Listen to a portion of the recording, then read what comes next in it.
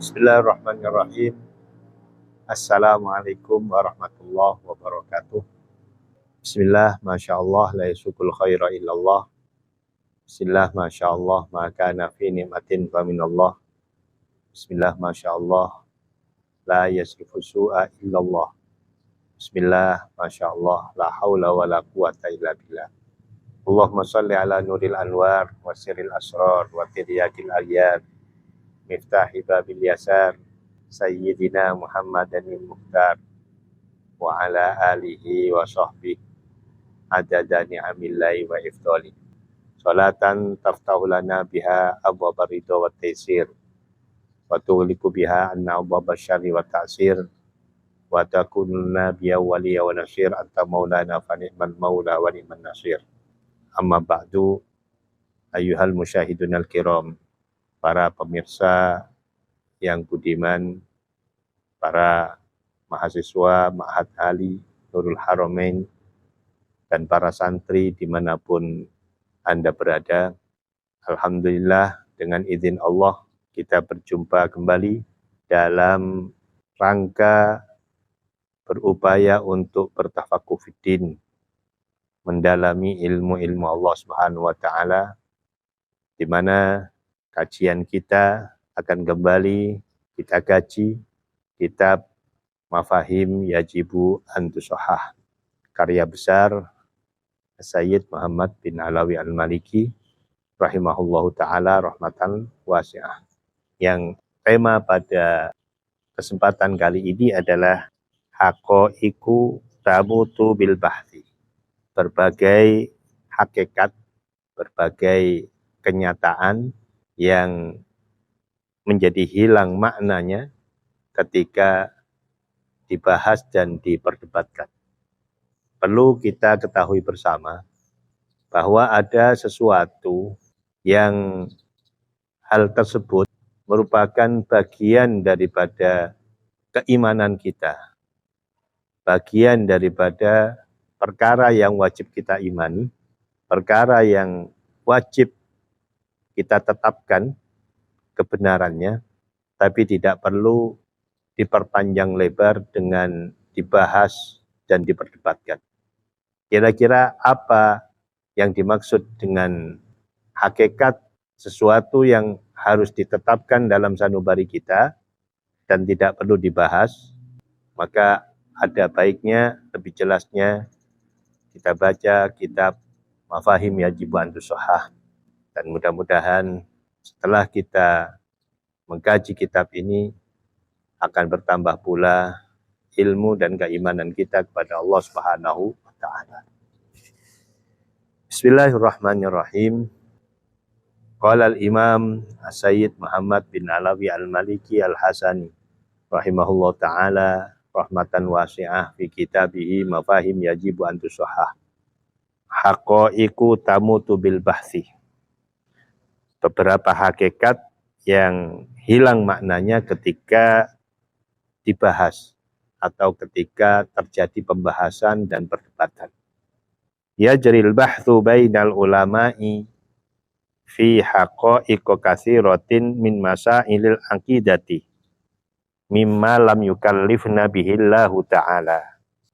Telah terjadi al-bahthu pembahasan bainal ulama, di antara para ulama, fi haqaiqo katsiratin, tentang berbagai hakikat yang banyak, min masailil aqidati, dari berbagai masalah akidah, masalah keimanan, mimma lam yukallifna bihillahu ta'ala, dari apa yang kita tidak dipaksa untuk membahasnya oleh Allah Subhanahu wa taala. Ada masalah akidah, masalah keimanan yang kewajiban kita adalah mengimani. Kewajiban kita adalah menetapkan bahwa hal tersebut ada, sabit, tetapi tidak perlu dibahas. Wa ana ara anna dzalikal bahtsa yudhibu baha atilkal haqaiqi wa jalaliha. Wa ana ara, dan saya memandang bahwasanya pembahasan tersebut yudhibu baha'a tilkal haqa'iq, justru menghilangkan kewibawaan hakikat-hakikat tersebut, wa jalaliha, dan keagungannya. Semakin dibahas akan semakin hilang marwahnya. Semakin dibahas akan semakin hilang nilainya. Wa min dzalika masalan ikhtilaful ulama'i fi ru'yatin Nabi sallallahu alaihi wasallam lillahi subhanahu wa ta'ala. Di antara hal tersebut, masalan umpamanya, ikhtilaful ulama'i fi ru'yatin Nabi. Perdebatan para ulama fi ru'yatin Nabi lillah, di dalam melihatnya Nabi Muhammad sallallahu alaihi wasallam kepada Allah Subhanahu wa taala. Wa kaifa kanat, bagaimana hal itu bisa terjadi. Wal khilafut tawilul aridu ad-da'iru bainahum fi dzalikal bab. Ya, perbedaan yang panjang, al-arid yang alot, ad-da'ir seputar hal tersebut, bainahum di antara mereka para ulama, fi dzalikal bab, di dalam bab tersebut. Satu contoh tentang melihatnya Nabi kepada zat Allah Subhanahu wa taala. Ini sesuatu yang harus kita yakini keberadaannya dan kebenarannya. Tapi ini terjadi perdebatan di antara para ulama yang sebetulnya tidak perlu diperdebatkan. Famin qail, sebagian ada yang mengatakan ra'ahu biqalbihi, Nabi melihatnya biqalbihi, dengan hati Nabi, melihat Allah dengan hatinya. Pendapat ulama yang lain, wa min qail ra'ahu bi'ainihi, sebagian dari yang lain mengatakan ra'ahu bi'ainihi, melihat Allah dengan mata beliau. Wa kullun yuridu dalilahu wa yanstansiru lahu bima la ta'ila tahtahu. Setiap kelompok dari para ulama yang mengatakan bahwa Nabi melihat Allah dengan hatinya, sebagian lagi mengatakan bahwa Nabi melihat dengan kedua mata mulia beliau. Itu semuanya para ulama yang memiliki pentakwilan yang berbeda-beda, ternyata mereka juga mengutarakan dalil-dalilnya. Wa istansiru lahu, dan memperkuatnya, lahu baginya, bima la ta'ila tahtahu, yang sebetulnya tidak ada gunanya. Meskipun mereka mengajukan berbagai dalil, tetap saja sebetulnya ini tidak ada manfaatnya untuk terlalu banyak dibahas. Walladzi ara, pendapat saya, kata Abu Yazid Muhammad bin Alawi al-Maliki, anna kulla dzalika abathun la faidata lahu, bahwasanya semua itu, semua hal tersebut, abathun, hanya membuang-buang waktu saja. La faidata fihi, tidak ada faedah di dalamnya. Bal dararuhu akbaru min naf'i, justru kemudaratannya, kalaupun dibahas, akbaru min naf'ihi, lebih besar daripada manfaatnya. Manfaatnya sedikit, tapi kemudaratannya bagi orang awam akan tampak lebih besar daripada kemanfaatannya. Khususan idza sami'al awamu hadza, terlebih idza sami'al awamu, ketika mendengar orang awam, hadza, akan hal ini, fa innahu yudkhilu tashkika fi qulubihim la mahalata. Fa innahu, maka sesungguhnya pembahasan tentang melihat Allah dengan perdebatan, melihat Allah dengan hati, melihat Allah dengan mata, justru yudkhilu tashkik, memasukkan keraguan-raguan, fi qulubihim, di hati-hati mereka, la mahalata, secara pasti. Walau annana alghainal bahsa an hadza waqtafaina bi iradi hadhil haqiqati kama ja'at, la baqiyat mukarramah mu'azzamah fin nufus. Walau annana, andai saja kita alghaina, menyampingkan al-bahsa pembahasan an hadza dari hal ini, waqtafaina dan kita anggap cukup, kita cukupkan bi iradi hadhil haqiqati, ya sesuai kehendak hakikat ini, kama ja'at sebagaimana yang telah datang, la baqiyat mukarramah, ya, niscaya tetap mulia, mu'azzamah, berwibawa, fin nufus, di dalam diri masing-masing. Sebetulnya nggak perlu dibahas terlalu jauh, biarkan saja apa yang terjadi, kita pasrahkan kepada Allah. Yang penting kita yakini bahwa Kanjeng Nabi melihat Allah, ya, bagaimana prosesnya, cara melihat, itu kita pasrahkan kepada Allah Subhanahu wa Ta'ala. Selesai masalah. Kalau terlalu dibahas, justru orang awam akan semakin bertanya-tanya, akan menambah sangkaan yang ada di dalam hati mereka, dan ini sangat berbahaya sekali terhadap akidah dan keimanan mereka. Kita pasrahkan kepada Allah, kita pasrahkan kepada Nabi Muhammad, bagaimana cara Nabi Muhammad di dalam melihat Allah. Bi annakula, dengan kita mengatakan innahu sallallahu alaihi wasallam ra'a rabbah, bahwasanya Nabi Muhammad sallallahu alaihi wasallam melihat Tuhannya. Wa naktasiru ala hadhil haqiqah, kita anggap cukup, kita cukupkan ala hadhil haqiqah, atas hakikat ini.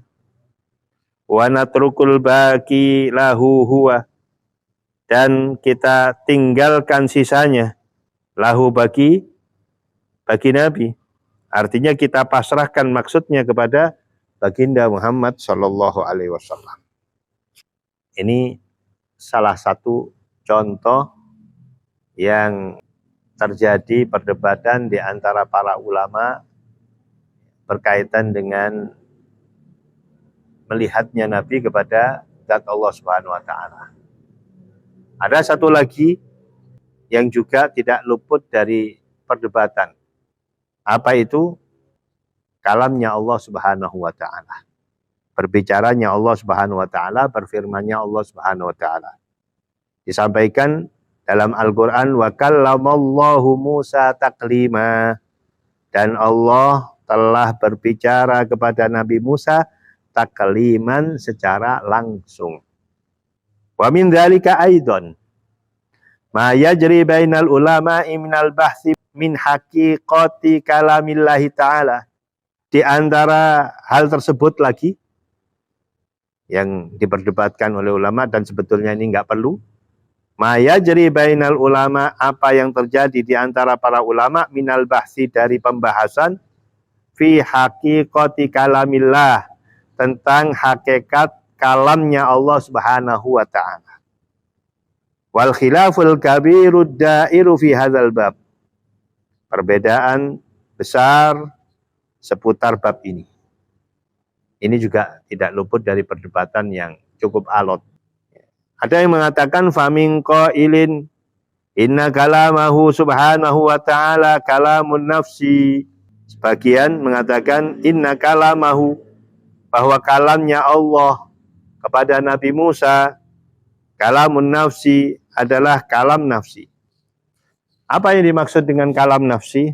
Kalam nafsi adalah sifat kalamnya Allah Subhanahu wa Ta'ala yang ada dalam zatnya, yang bersifat azali, yang bersifat abadi, tanpa ada akhirnya, yang tidak berupa suara, yang tidak ada hurufnya, tidak memiliki bahasa tertentu. Ini namanya kalam nafsi. Kalam yang ada pada diri zat Allah Subhanahu wa Ta'ala.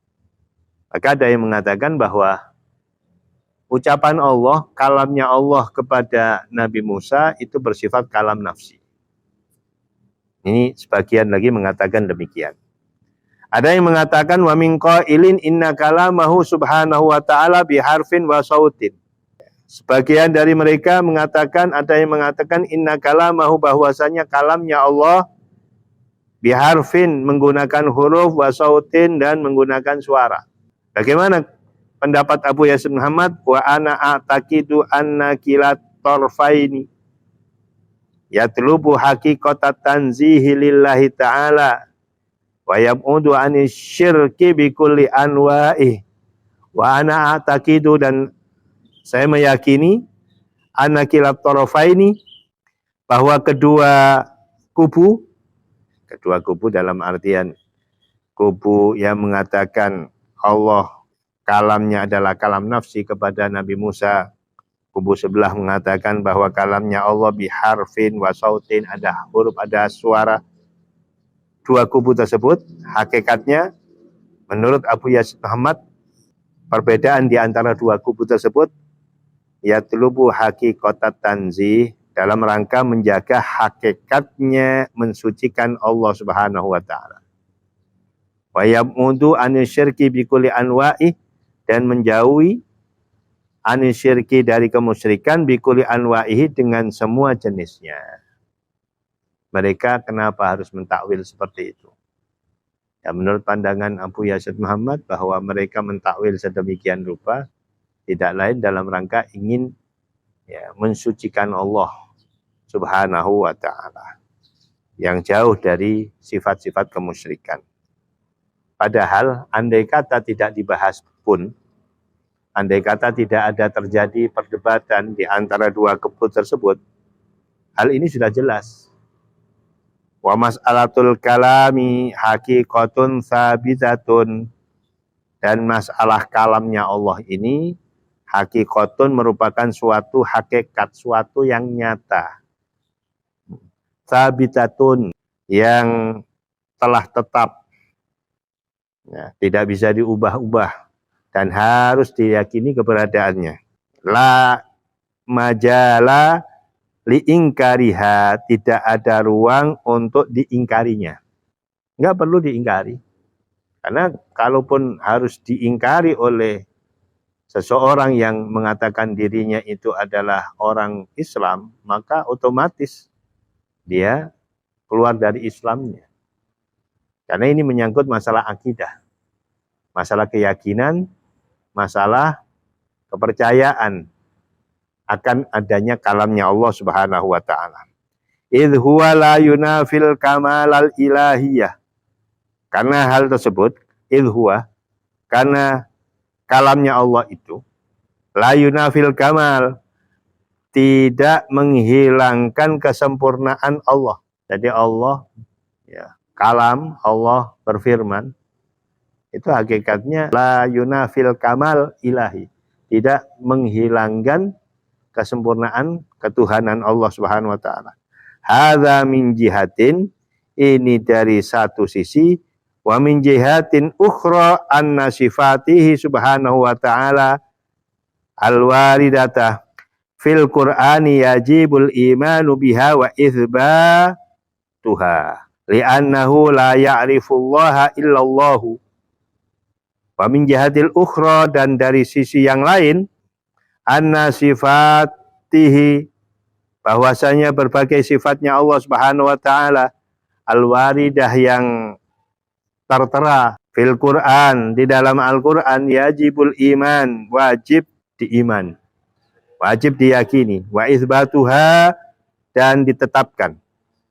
Li'annahu, karena la ya'rifullaha, tidak mengetahui hakikat zat Allah, illallahu, kecuali Allah Subhanahu wa taala.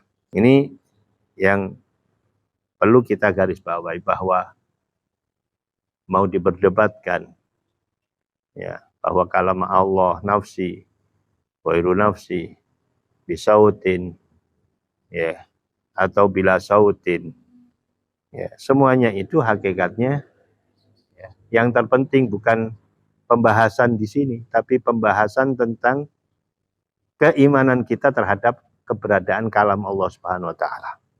Sebagaimana sifat-sifat Allah yang ada pada Al-Quran, yang warid, yang tertera dalam Al-Quran, semuanya tanpa terkecuali, apapun sifat-sifat Allah, Ghafur, Rahim, Hakim, semuanya sifat-sifat Allah.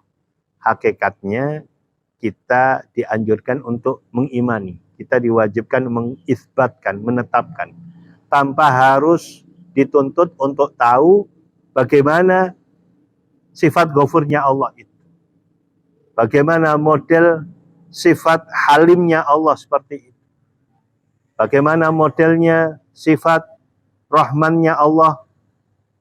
Kita tidak dituntut untuk mengetahui secara detail. Yang dituntut, yang wajib untuk kita imani adalah keberadaan sifat-sifat Allah harus kita yakini, kita isbatkan, kita tetapkan.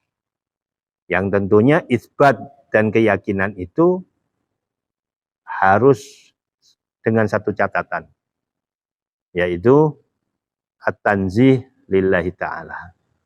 Dalam rangka mensucikan Allah Subhanahu wa ta'ala dan menjauhkan dari hal-hal yang masuk dalam kategori musyrik atau menyekutukan Allah Subhanahu wa ta'ala. Walladzi arahu wa ad'u ilaihi huwa itsbatu hadhil haqiqati dunal ghausi fi kaifiyatihima wa syakliha. Walladzi arahu, dan pandangan saya, kata Abu Yazid Muhammad, wa ad'u ilaihi, dan saya serukan, wa itsbatu hadhil haqiqah, yaitu menetapkan hakikat ini, kenyataan ini, fakta kalamnya Allah. Dunal ghausi, tanpa memperdalam pembahasan. Fi kaifiyatiha, di dalam caranya adanya hakikat itu. Wasyakliha, dan bentuknya. Fanazbutu lillahi ta'ala al-kalam. Dan maka kita tetapkan bagi Allah, kita yakini keberadaannya akan kalam Allah. Kita yakini saja, tanpa harus kita membahas lebih jauh seperti apa kalamnya Allah. Wa naqulu hadza kalamullah, dan kita ucapkan ini adalah kalamnya Allah. Wa naqulu, dan kita ucapkan innahu subhanahu wa ta'ala mutakallim, bahwasanya Allah Subhanahu wa ta'ala mutakallim, yang berfirman, yang berbicara. Wa nasrifun nadhara amma ba'da dzalika min kaunihi kalaman nafsiyan, dan kita menghindari pembahasan dari apa setelah hal tersebut. Min kaunihi kalaman, dari sekira keberadaan kalam itu berbentuk kalam nafsi, au ghaira nafsi, atau tidak nafsi. Kita tidak dituntut untuk membahas hal itu. Yang dituntut adalah mengimani keberadaan kalam. Biharfin wa sautin, dengan menggunakan huruf atau suara, au bila harfin wala sautin, atau tidak menggunakan huruf dan tidak menggunakan suara. Karena kalau terlalu dibahas, wa kullu hadza tanuttu'un, semua ini tanuttu'un, ya, menjadi sesuatu yang berlebihan. Ya, lam yatakallam fihi alladzi jaa'a bitauhid, tidak mengatakan fihi dalam hal itu alladzi jaa'a bitauhid, orang yang membawa ilmu tauhid. Siapa? Wahuwal Mustafa sallallahu alaihi wasallam, yaitu Kanjeng Nabi Muhammad sallallahu alaihi wasallam. Ya, kita nggak dituntut untuk memahami tentang cara kalamnya Allah. Dan kita tidak perlu terlalu dalam diperdebatkan sampai menghilangkan waktu, umur, kesempatan, tidak membahas yang lain kecuali membahas hal itu. Sementara pembahasan detail tentang bentuknya kalam Allah tidak pernah diajarkan oleh Nabi. Dan kita tidak dituntut untuk mengetahui oleh Nabi. Falima ziyadatuha ala ma ja'a bihi, maka kenapa ada tambahan atas apa yang Nabi datangkan? Kalau terlalu dibahas, ini kan sama halnya membawa sesuatu yang tidak dibahas oleh Nabi. Alaisat hadhihi minal bid'ah, apakah tidak hal ini menjadi bagian dari bid'ah? Subhanaka hadza buhtanun azim, maha suci engkau ya Allah. Hadza buhtanun azim, ini ya, buhtanun adalah kebohongan yang besar, kebohongan yang agung. Wa sallallahu alaihi wasallam yuhadditsuna anhu yauma najtami'u bihi indallahi subhanahu wa ta'ala, adalah Kanjeng Nabi Muhammad sallallahu alaihi wasallam yuhadithuna menceritakan kepada kami, kepada kita, ya, anhu tentang kalam Allah. Yauma najtami'u bihi indallah, di harinya pertemuan kita, bihi dengan Nabi indallah, di hadapan Allah Subhanahu wa taala.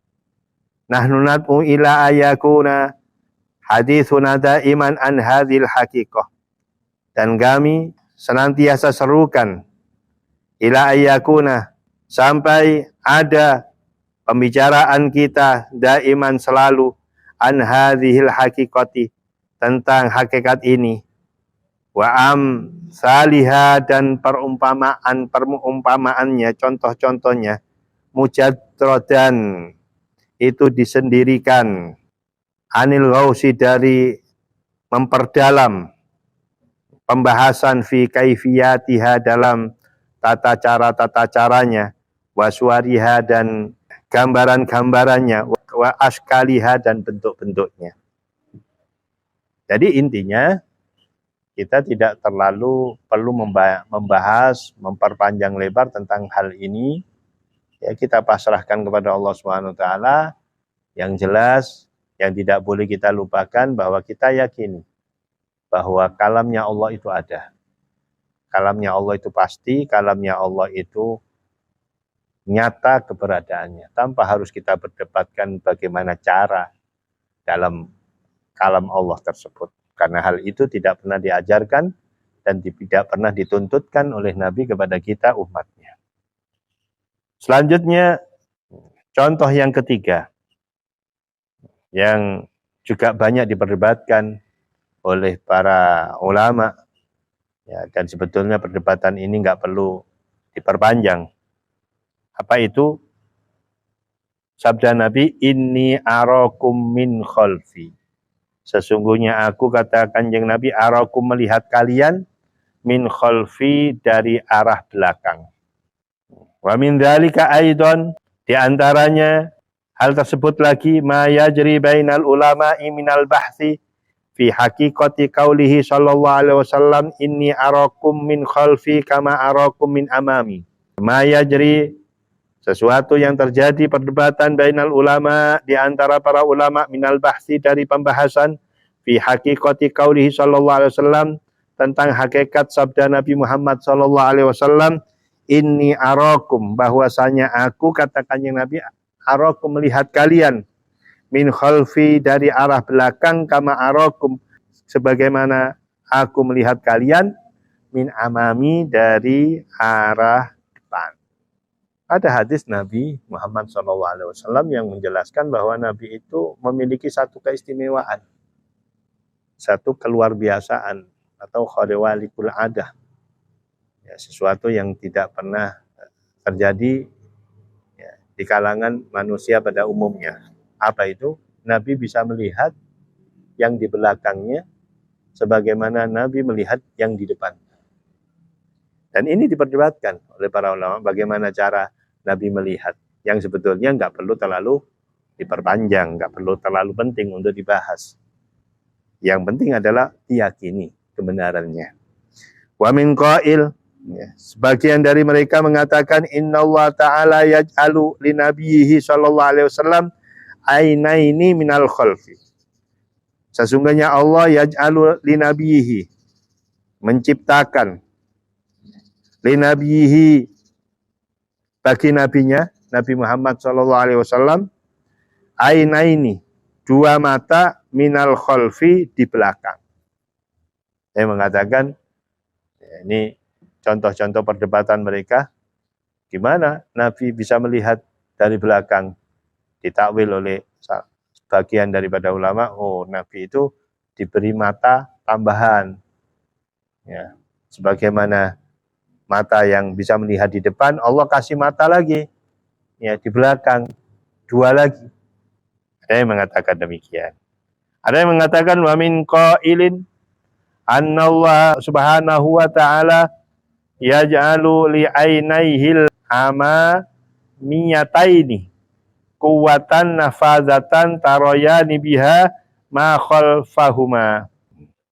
Allah menciptakan, ya, kedua mata Kanjeng Nabi yang ada di depan kuatan, memiliki kekuatan, nafadzatan, yang mampu menembus, taroyani, yang keduanya itu dapat melihat biha, disebabkan adanya kekuatan itu, ma khalfahuma, melihat tadi apa yang ada di belakang keduanya.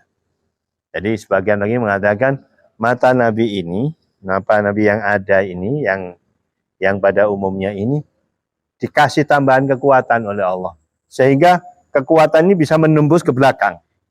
Tetap Nabi tidak memiliki 4 mata, 2 di depan, 2 di belakang, tidak. Tapi Nabi diberi kedua mata yang bisa melihat arah depan, arah belakang. So tembus. Wa min qail, sebagian lagi mengatakan innallaha ta'ala yu'akisu lahu sallallahu alaihi wasallam ma khalfahu hatta takuna suratuhu amamahu baina ainaihi. Sesungguhnya Allah Subhanahu wa taala yu'akisu, membalikkan, lahu untuk Nabi, ma khalfahu, apa yang ada di belakang beliau, hatta takuna suratuhu, sehingga ada gambarannya, amamahu itu di depannya, baina ainaihi, di antara kedua mata beliau. Ada lagi yang mengatakan bahwa Allah memberikan kelebihan kepada kedua mata Nabi. Ketika Nabi hendak melihat ke belakang, maka mata ini langsung dialihkan di belakang. Nanti dikembalikan lagi ke depan. Sebagaimana beliau bisa melihat di depan, mata itu bisa beralih dengan sendirinya melihat ke belakang. Ini tanggapan ulama yang golongan yang ketiga. Maka dikatakan oleh Abu Yazid Muhammad, wa kullu hadza tanattu'un, semua ini berlebihan, yukhriju hadhil haqiqah, dapat mengeluarkan hakikat ini, anjamaliha, dari keindahannya, warau naqiha, dan keelokannya, wa yud'ifu haibataha, melemahkan wibawanya, wa jalalaha, dan keagungannya, fil qulub, dalam hati, dalam hati-hati, dalam sanubari manusia. Ini kalau terlalu dibahas, bukan semakin wibawa, tapi semakin jelek. Masa ada mata pindah-pindah? Ya kan? Jadi bingung masyarakat awam. Amma kaunuhu sallallahu alaihi wasallam yara min khalfihi kama yara min amamihi, fahiya haqiqatun sabitatun akhbara biha binafsihi fima sahha anhu fala majala li ingkariha. Amma kaunuhu, adapun keberadaannya, keberadaan Nabi Muhammad sallallahu alaihi wasallam, yara min khalfihi, dapat melihat arah belakangnya, dari arah belakang, kama yara, sebagaimana Nabi melihat, min amamihi, dari arah depannya, fahiya haqiqah, itu kenyataan sabita yang ditetapkan. Jadi Nabi melihat di belakangnya itu nyata. Sebagaimana akhbaro biha binafsihi, yang telah menghabarkan biha, tentang hal tersebut, hakikat tersebut, binafsihi, oleh dirinya Nabi sendiri, fima sahha anhu, di dalam hadis yang sahih anhu dari Nabi, fala majala li ingkariha, maka tidak ada ruang untuk mengingkarinya. Enggak perlu diingkari, enggak perlu didustakan. Justru kita wajib untuk meyakini, enggak perlu dibahas. Walakin alladzinat'u ilaihi wa narah, tetapinya, kata Said Muhammad, yang kami serukan dan pandangan kami adalah an-nutsbita hadhil haqiqah, agar kita tetapkan hakikat ini, hakadha, seperti ini, mujarrodatan, secara murni, kama warodat, sebagaimana keterangan yang datang dari Nabi. Nabi mengatakan, inni arakum min khalfi, saya bisa melihat kalian yang ada di belakangku. Ya sudah, selesai, yakini saja. Bagaimana hal ini dilakukan atau diyakini oleh sahabat mulia Sayyidina Abu Bakar As-Siddiq. Sayyidina Abu Bakar As-Siddiq ya, ketika mendengar Kanjeng Nabi melakukan perjalanan Isra Mi'raj, dan di saat itu diceritakan kepada masyarakat Arab pada waktu itu, hampir semua yang baru-baru masuk Islam, kemudian mereka kembali kafir lagi karena merasa tidak mungkin itu terjadi. Ya. Ketika orang sama-sama merenung untuk memikirkan benar dan tidaknya kejadian itu, maka pertama kali yang mengatakan bahwa Nabi adalah orang yang paling benar, ya, yang meyakini kebenaran perjalanan Isra Mi'raj, pertama kali orangnya adalah Sayyidina Abu Bakar As-Siddiq. Bahkan dalam satu riwayat dikatakan, bagaimana ya Abu Bakar kamu bisa tanpa berpikir mengatakan bahwa itu benar, ya, tanpa memikirkan ya 1-2 menit terlebih dahulu. Maka apa kata Sayyidina Abu Bakar? Jangankan Isra Mi'raj yang seperti itu, lebih daripada itu saya yakini kebenarannya.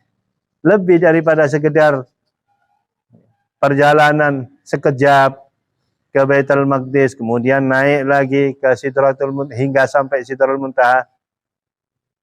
Lebih daripada itu, kalaupun ada, saya yakin bahwa itu benar. Tanpa harus tahu, ya apa ya cara nih Nabi yang berangkat, pakai apa, masa ada buruk yang bisa melakukan ini, gak penting. Ya, sebagaimana yang pernah diyakini oleh Sayyidina Abu Bakar. Maka daripada itu, Sayyidina Abu Bakar kan disebut As-Siddiq. Ya, awal mula kejadiannya di sini. Beliau membenarkan apapun yang disampaikan oleh Nabi Muhammad Sallallahu Alaihi Wasallam. Jadi kita benarkan saja. Dunad duhul, ya, tanpa terlalu masuk fi kaifiyatiha, tentang caranya, wa syakliya, dan bentuknya. Wa yajibu alaina an na'taqida imkana dzalik, dan wajib atas kita untuk meyakini kemungkinan hal tersebut terjadi. Kita yakini keberadaannya tanpa harus ada tasdik, tanpa harus ada keraguan-raguan. Wa samratuhu, dan buahnya an nashhadah bi khariqim minal khawariqil lati tatmahallu indahal asbabu wa tatalasha. Buahnya adalah an nashhadah bi khariqim minal khawariqi. Wa samratuhu, dan buahnya an nashhadah, kita saksikan, ya, bi khariqin minal khawariq, keberadaan yang luar biasa, minal khawariq, dari berbagai sesuatu keberadaan yang luar biasa, allati tatmakhillu indahal asbab, yang menjadi rusak di sisinya akan sebab musabab, wa tatalasa, dan bercerai-berai, litadhura qudratul wahidil qahar. Hal ini terjadi agar semakin tampak kuasanya Allah, zat yang maha satu, Al-Qahar, yang maha agung, yang maha menguasai, yang maha memaksa. Wa manqabatun Nabi, dan tingginya Nabi, dan tingginya derajat Nabi Al-Mukhtari, ya, Nabi pilihan Sallallahu Alaihi Wasallam. Ringkasnya, kita yakini keberadaannya, kita yakini akan realita dan kenyataannya, dan kita anggap bahwa ini adalah bagian daripada mukjizat. Mukjizat yang dimana mukjizat ini semuanya khawarikul adat, semuanya tidak bisa dicapai dengan rasio. Kita yakini keberadaannya, selesai. Ini masalah yang ketiga. Masalah yang terakhir, yang tidak perlu terlalu dibahas adalah Jibrilu yatamatsalu rajulan. Jibril menjelma seorang laki-laki. Ketika Nabi mendapatkan wahyu dari malaikat Jibril, itu kebanyakan Jibril datang dengan berbentuk seorang laki-laki. Tidak berbentuk aslinya, karena aslinya malaikat Jibril ini sungguh sangat besar sekali. Ya, kepalanya bisa tembus ke langit. Ya, ini apa namanya, bentuk aslinya. Tapi yang sering kali datang kepada Nabi Muhammad SAW itu dalam bentuk seorang laki-laki tampan. Dalam satu riwayat disampaikan ada salah satu sahabat Nabi yang teramat tampan, namanya Lihyatul Kalbi. Malaikat Jibril ini sering datang kepada Nabi, ya, menjelma sosok seorang Lihyatul Kalbi itu. Dan ini ternyata dibahas oleh para ulama. Wa min dzalika aidan ikhtilaful ulama'i fi kaifiyati tasakkuli Jibril alaihi salatu wassalam idza ja'a bil wahyi ala surati rajulin ma'a hauli khalqihi. Wa min dzalika aidan, dan di antara hal tersebut juga yang menjadi perdebatan di antara ulama, ikhtilaful ulama, berbedanya pandangan para ulama fi kaifiyati tasakkuli Jibril, tentang cara penjelmaan malaikat Jibril. Idza ja'a bil wahyi, ketika datang membawa wahyu, ala surati rajulin, atas bentuk seseorang, ma'a hauli khalqihi, beserta besarnya bentuk aslinya malaikat Jibril. Malaikat Jibril bentuknya asli. Tapi ketika setiap datang kepada Nabi, bentuknya seperti orang biasa. Ini terjadi perdebatan di antara para ulama.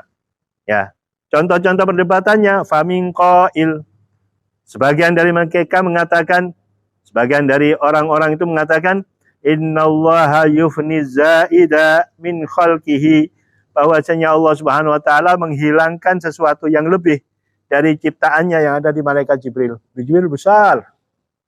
Kemudian kata salah satu pendapat, ya, bagian-bagian yang besar itu oleh Allah dihilangkan sehingga menjadi kecil.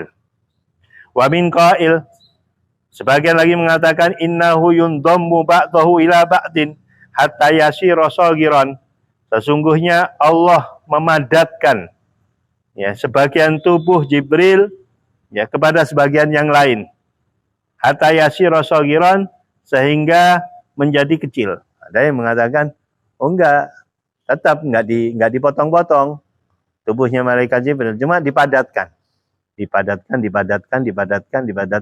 jadi kecil. Waladzi ara, kata Buya Said Muhammad, menurut pandangan saya, anna kulla dzalika abathun, sesungguhnya semua itu, perdebatan yang model seperti itu, abathun, tidak ada gunanya. Ya, enggak ada manfaatnya sebetulnya. Wa annal bahtha fihi ta'abun wa la faidata minhu, bahwasanya pembahasan fihi dalam hal tersebut ta'abun, melelahkan diri, la faidata minhu, tidak ada faidahnya. Fanahnu na'taqidu, kami mengitikadkan, kita perlu memiliki itikad, annallahu subhanahu wa ta'ala qadirun ala dzalik, bahwasanya Allah Subhanahu wa taala qadirun, itu kuasa, ala dzalik, atas hal tersebut. Wa anna hadza waqi'un wa musyahad, dan bahwasanya ini waqi'un, adalah nyata, musyahad, dan disaksikan. Faqad ra'ahu katsirun minas sahabati ala tilka surah, dan sungguh melihat malaikat Jibril katsirun minas sahabah, banyak dari para sahabat, ala tilka surah, atas bentuk gambaran tersebut. Ya, sahabat banyak melihat ketika, ya, malaikat Jibril yang menyerupai seorang laki-laki itu, sahabat banyak melihat ketika itu. Melihat bagaimana proses transfer wahyu dari malaikat Jibril kepada Nabi Muhammad, banyak melihat pada waktu itu. Wa nahnu la yahumuna ma'rifatat tariqatil latiya yatimmu biha tamatsulul malaki bi surati rajulin. Dan kami, kita, la yahumuna, ya, tidak mementingkan ma'rifatat tariqah, mengetahui cara, allati yatimmu biha, yang menjadikan sempurna dengan cara itu, tamatsulul malaki, mengubahnya bentuk malaikat bi surati rajulin, menjadi, ya, gambaran seorang manusia, menjadi gambaran tubuh seseorang. Ya. Kita nggak perlu tahu sebetulnya apa yang terjadi. Mau seperti apa, mau dipadatkan, mau dikurangi. Yang penting Allah, kita yakini bahwa Allah bisa melakukan apapun. Ya. Tanpa harus kita tahu bagaimana cara Allah melakukannya. Mengubah bentuknya, malaikat Jibril, itu mudah bagi Allah tanpa harus diceritakan kepada kita bagaimana cara merubah bentuk itu. Wa nad'u ikhwanana min tulabil ilmi ila iradi hadhil haqiqati duna ta'arrudi lima wara'aha minal khilafat. Wa nad'u, dan kami serukan ikhwanana kepada para saudara-saudara kami min tulabil ilmi, dari para santri, para penuntut ilmu, ila iradi hadhil haqiqah, untuk membiarkan kenyataan ini duna ta'arrudi, tanpa perselisihan, lima wara'aha, di belakangnya, min khilafat, dari berbagai pendapat, perbedaan pendapat. Litabqa jalilah azimah fin nufus, agar tetap kekal, mulia, agung dalam hati sanubari kita. Jadi bersihkan hati kita daripada pembahasan-pembahasan yang tidak ada faedahnya. Sehingga dengan demikian, ya, hati bisa digunakan untuk hal yang lebih bermanfaat daripada membahas hal-hal yang tidak bermanfaat. Para musyahid al-kiram, para santri, para mahasiswa, para pemirsa yang budiman, inilah salah satu session yang penting untuk kita fahami dari kitab Mafahim Yajibu an Tusohah, yang intinya adalah ketika Al-Quran sudah menyatakan keberadaannya tentang sifat-sifat Allah Subhanahu wa Ta'ala, tentang apapun yang dikabarkan oleh Al-Quran akan keberadaan apapun, maka kewajiban kita, wajibu alaina an na'taqida wujuduh, kita meyakini, ya, wujud, ya, keberadaan, ya, hakikat daripada apa yang disampaikan oleh Al-Quran tersebut. Mengisbatnya, kita meyakini, menetapkan bahwa itu benar adanya tanpa harus mengetahui terlalu jauh. Ya, kita tidak dituntut untuk mengetahui hal tersebut. Agar apa? Agar kita bisa menjaga hati kita lebih mampu memuliakan Allah, memuliakan, mentanzihkan Allah dengan sebaik-baiknya cara kita memuliakan Allah Subhanahu wa Ta'ala. Ini saja mungkin yang bisa kita sampaikan. Mudah-mudahan Allah memberikan kemanfaatan ilmu kepada kita semuanya, dan kita bertambah keimanan ini, bertambah mahabbah kita kepada Kanjeng Nabi Muhammad sallallahu alaihi wasallam. Amin. Usikum wa nafsi bitaqullah, wallahul musta'an wa alaihi tuklan. Wassalamualaikum warahmatullahi wabarakatuh.